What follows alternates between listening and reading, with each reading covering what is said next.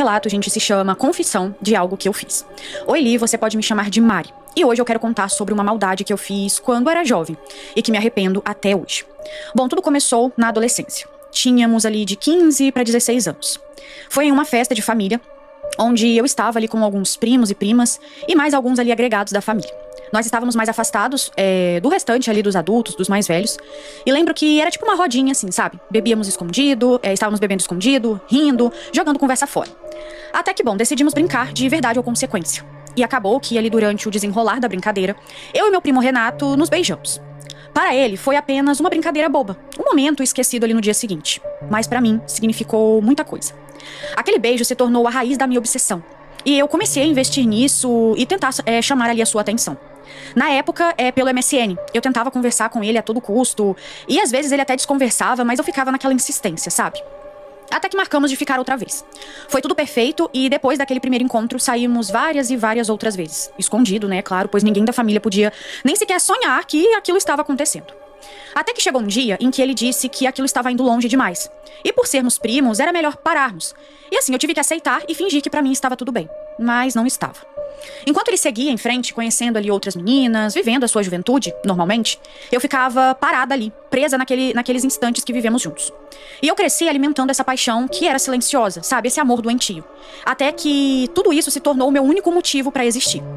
Quando eu percebi, ele jamais olharia pra mim, quando eu percebi que ele jamais olharia pra mim da forma como eu sonhava, eu meio que entrei em desespero. E foi aí que eu decidi procurar uma moça chamada Selma. Uma mulher bem mais velha e perigosa, conhecida por fazer trabalhos fortes em relação ali a amarrações amorosas. Lembro da voz dela perguntando: "Você tem certeza? O que você amarra com sangue só se desfaz com sangue." E eu disse que sim, assim, sem hesitar.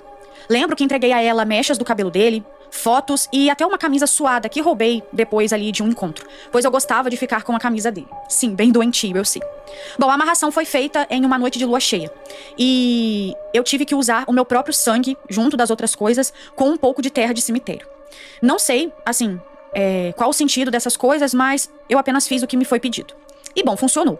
Dias depois, ele começou a me procurar. Primeiro com olhares estranhos, depois com mensagens escondidas, né?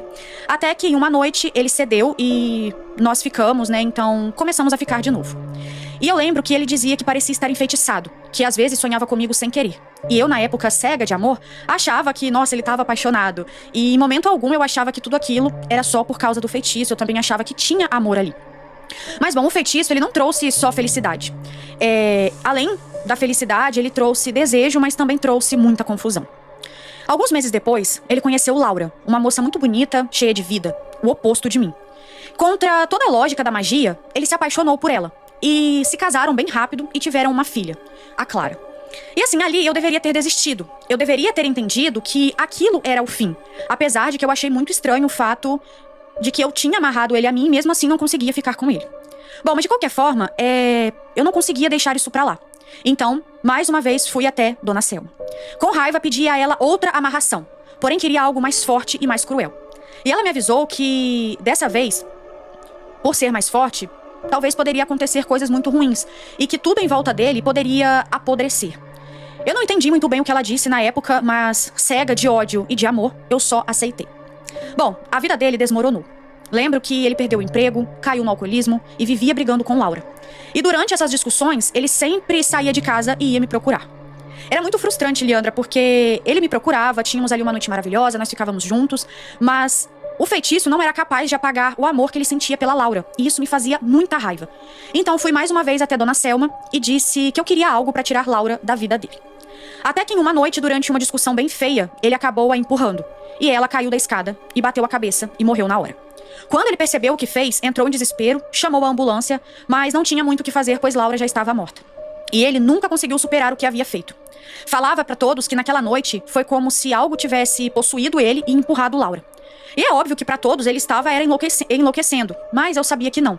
Eu sabia, assim, lá no fundo, que aquilo era fruto das magias que eu havia pagado pra destruir eles, né, o amor deles.